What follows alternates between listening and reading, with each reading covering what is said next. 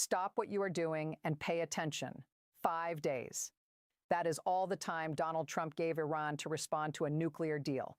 Not 5 months, not 5 weeks, 5 days. And here is what nobody in the mainstream media is telling you. This deadline is not a peace offer. It is a trap, and Iran already knows it. In the next 15 minutes, I am going to show you exactly how this trap was constructed, why Iran mathematically cannot accept this deal, why America strategically cannot walk away from it, and what happens to your gas price, your grocery bill, your mortgage rate, and your retirement savings in each possible scenario that follows. 2 numbers before we begin. Oil currently sits at $82 a barrel. Goldman Sachs has already modeled a conflict escalation scenario. Their published ceiling estimate is $200 a barrel, and according to Oxford Economics, a $100 oil shock passes through to consumer prices within 6 to 8 weeks. Your gas pump does not wait for diplomats to finish negotiating. It moves the moment traders price in the risk. So stay with me because this one matters. Here is the short version of how we arrived at this exact moment. No unnecessary detail, just the sequence that explains everything that comes after April 2024. Iran fires over 300 drones and ballistic missiles directly at Israeli territory in a single coordinated operation. It is the first direct state-on-state military strike between Iran and Israel in the modern era. The world holds its breath. Israel retaliates. The escalation ladder, which had been theoretical for decades, begins moving in real time. October 2024, Iran launches a second, larger missile salvo. This one marks the largest direct ballistic missile strike against Israel ever recorded. Simultaneously, Red Sea shipping lanes are already under sustained healthy attack. Marine insurance rates have spiked 400% above their pre-conflict baseline. Global shipping companies are rerouting entire fleets. January 2025.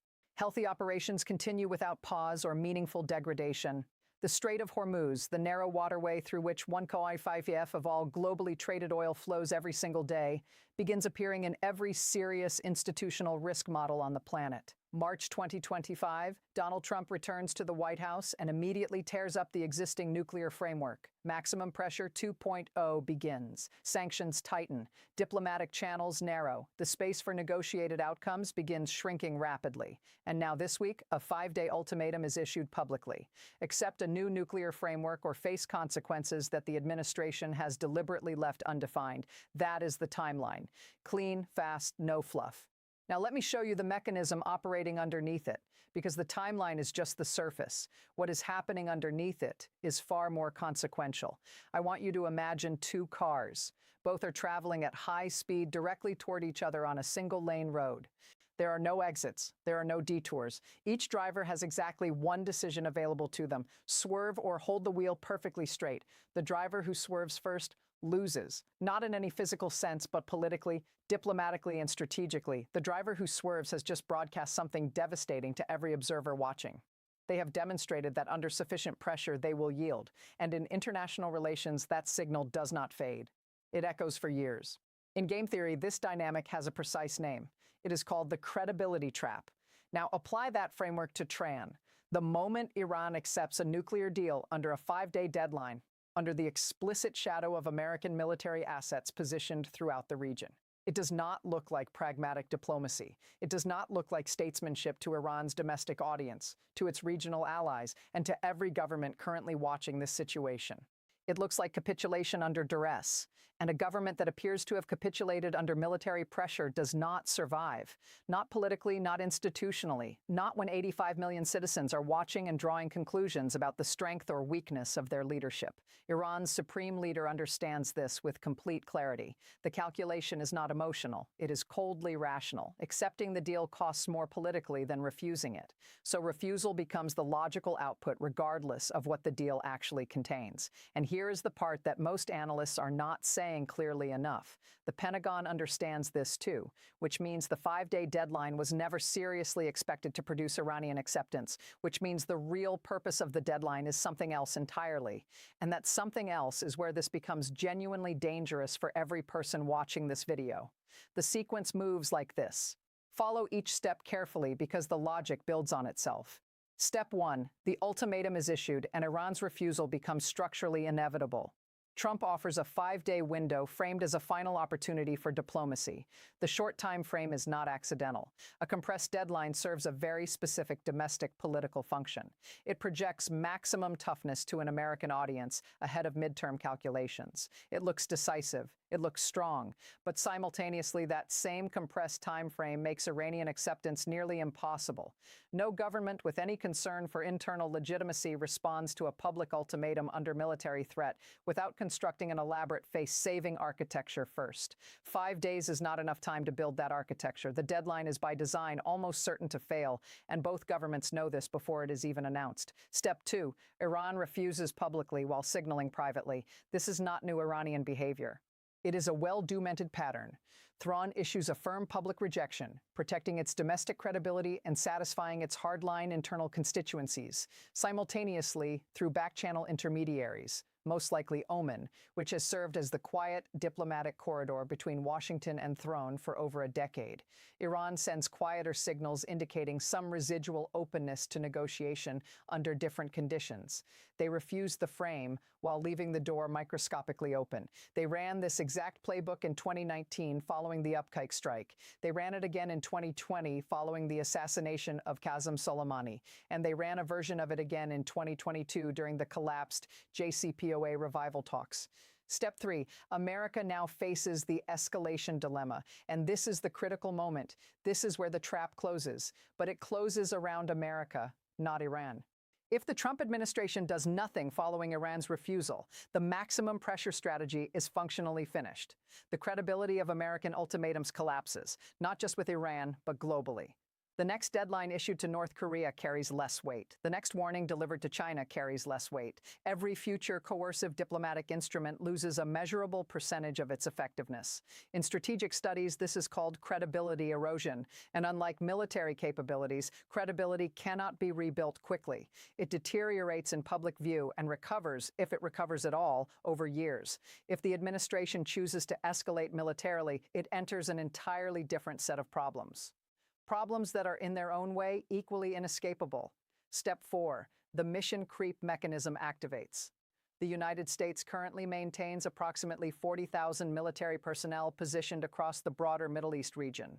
Analysts at the Rand Corporation and the Atlantic Council have both independently modeled what a genuine, sustained military campaign against Iran would require to achieve its stated objectives. The number they arrive at is not 40,000 troops. It is not 400,000 troops. It is 3 million troops. The math behind that figure is not hyperbole. It reflects the operational reality of Iran's geography and strategic depth. Iran has a population of 85 million people spread across a territory larger than Western Europe. Its coastline extends 2,140 kilometers. Its interior is dominated by mountain ranges, desert plateaus, and urban centers that have been specifically hardened and dispersed against aerial campaigns over 45 years of anticipating exactly this scenario. And beyond its own borders, Iran maintains an active proxy network spanning Lebanon through Hezbollah, Yemen through the Houthis, Iraq through dozens of armed factions, and Syria through multiple aligned militias. That network is capable of opening simultaneous fronts across the region on relatively short notice. This is the core logic of asymmetric warfare, and it is worth stating plainly, in an asymmetric conflict, the weaker party does not need to defeat the stronger party militarily. It needs only to survive long enough to make the cost of continued engagement politically unsustainable for the stronger party's domestic audience. Iran has been executing that strategy against American pressure for 45 consecutive years. It has not won in any conventional military sense, but it has survived. And in asymmetric warfare, survival is the victory condition. Step 5, the Strait of Hormuz becomes the central economic trigger. And this is the moment where geopolitics stops being abstract and starts hitting your household directly. The Strait of Hormuz is 33-kilometer wide at its narrowest navigable point. Through that 33-kilometer corridor flows approximately 20% of all oil traded globally every single day. The dependency of major economies on this single choke point is almost difficult to comprehend. Japan sources 85% of its total oil imports through the Strait of Hormuz. South Korea sources 75%. India sources 60%. Even with years of diversification efforts, the United States remains meaningfully exposed through its treaty allies and through global oil price mechanisms that do not care about the origin of specific barrels. Iran does not need to close the Strait of Hormuz permanently to achieve its strategic objectives. Permanence is not the goal. What Iran needs is to create sufficient uncertainty to make insurance underwriters raise rates to levels that make commercial tanker operations economically unviable, to make shipping companies route their fleets, and to keep that uncertainty elevated long enough for oil markets to price in a sustained risk premium. The moment that dynamic takes hold, oil moves from its current $82 toward $120 within days. That is not a projection built on worst-case assumptions. That is the documented market response to the September 2019 drone strike on the Upkike processing facility in Saudi Arabia. A single strike against a single facility which caused a 15% spike in oil prices within one trading session. A sustained Hormuz interdiction threat pushes the models to $150, $170, potentially $200 per barrel. Goldman Sachs published that ceiling. It is not fringe analysis. Step 6, the economic domino sequence begins and it reaches your home faster than you expect. At $150 oil, diesel fuel costs reach levels that fundamentally restructure the economics of transportation and logistics. This matters because diesel is the invisible tax embedded in nearly everything you consume. Diesel moves the trucks that carry your groceries from distribution centers to supermarket shelves. It heats commercial and residential buildings across the Northern Hemisphere. It powers the agricultural equipment that harvests the food supply. It runs the generators that provide backup power to hospitals, data centers, and manufacturing facilities. Oxford Economics has modeled the pass-roof rate from oil prices to consumer inflation at approximately 40%. In practical terms, for every dollar increase in oil prices, roughly 40 eventually materializes in the prices you pay for goods and services at $150 oil. That translates to a real-world increase of approximately $27 per month in household consumer costs on top of an inflation baseline that is already elevated above the Federal Reserve's target. At $200 oil, the cascade extends further and faster. Moody's projects a technical recession across the Eurozone within 2 quarters. The International Energy Agency places the probability of currency crises in import-dependent emerging economies, particularly Pakistan, Egypt, Sri Lanka, and several sub-Saharan African nations at high and rising.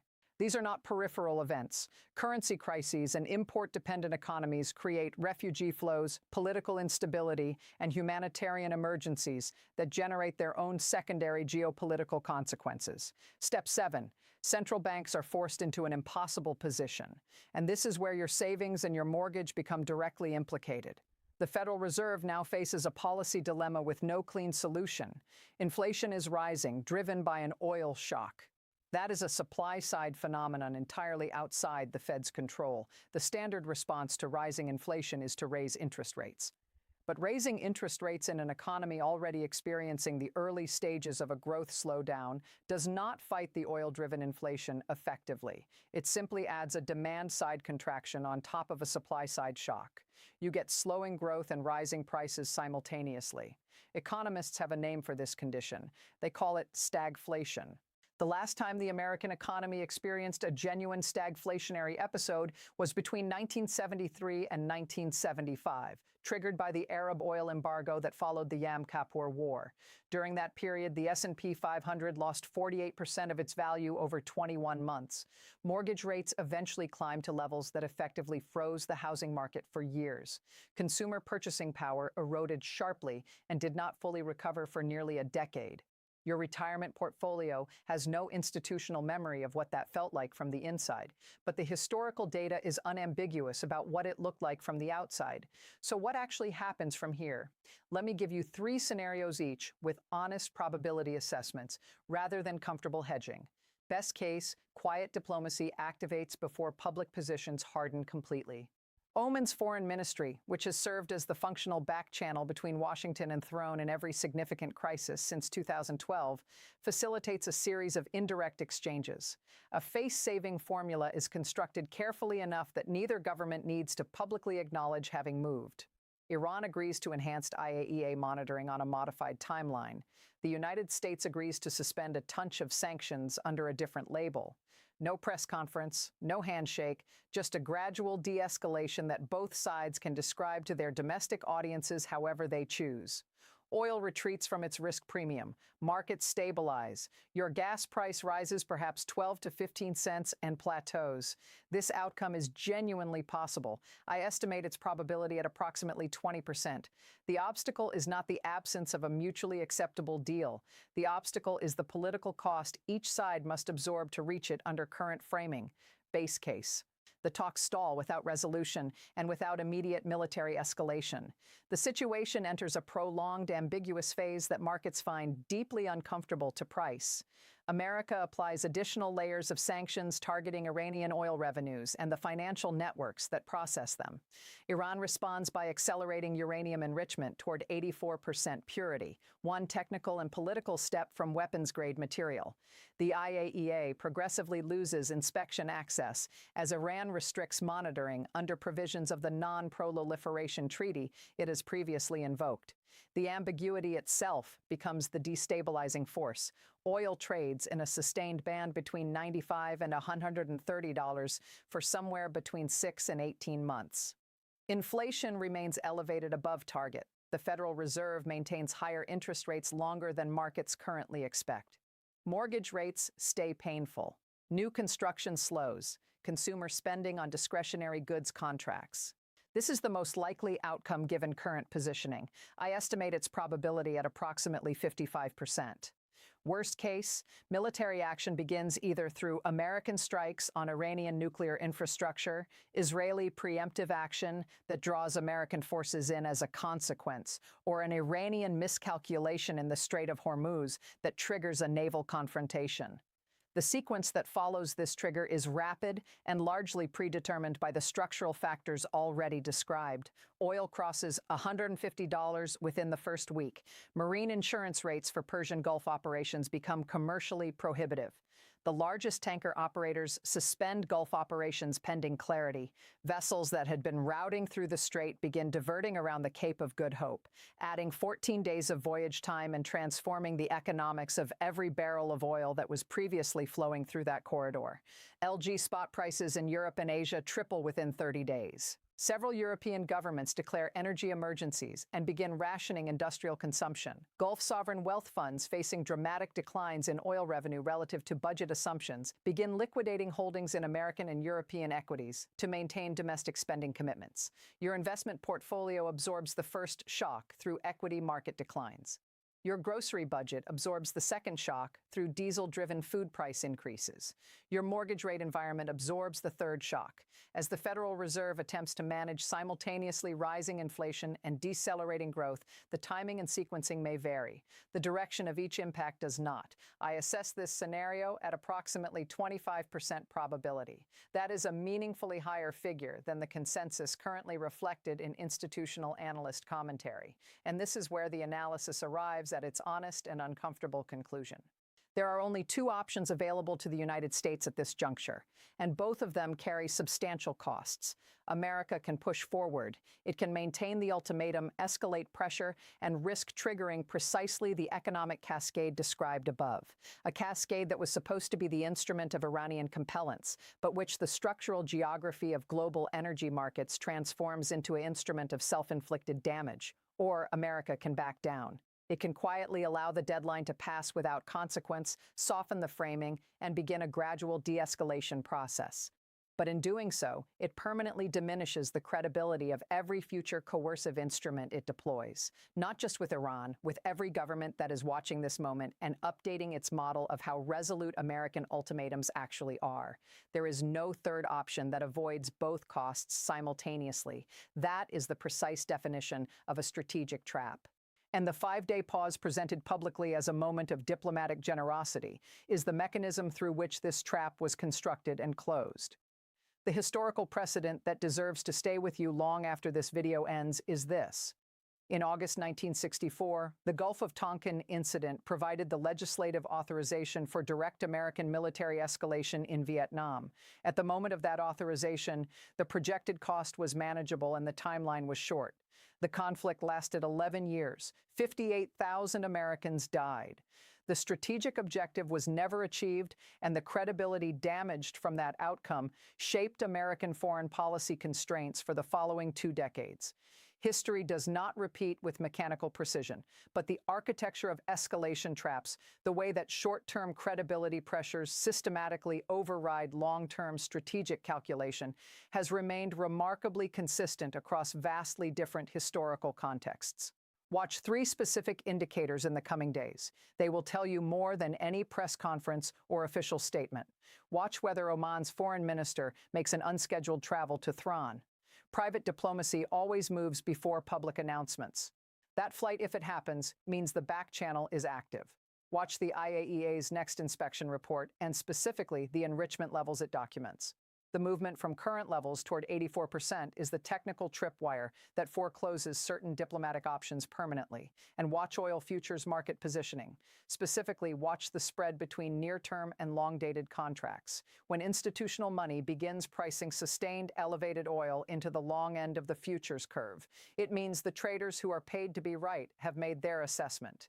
They price reality before politicians announce it. Next episode, we turn to the variable that almost nobody in Western analysis is adequately weighting. China has been almost entirely silent throughout this escalating crisis. That silence is not passive. It is strategic, and Beijing's next move, which it is almost certainly already preparing, may be the single most consequential factor in determining how this situation resolves or fails to resolve. Be here for that.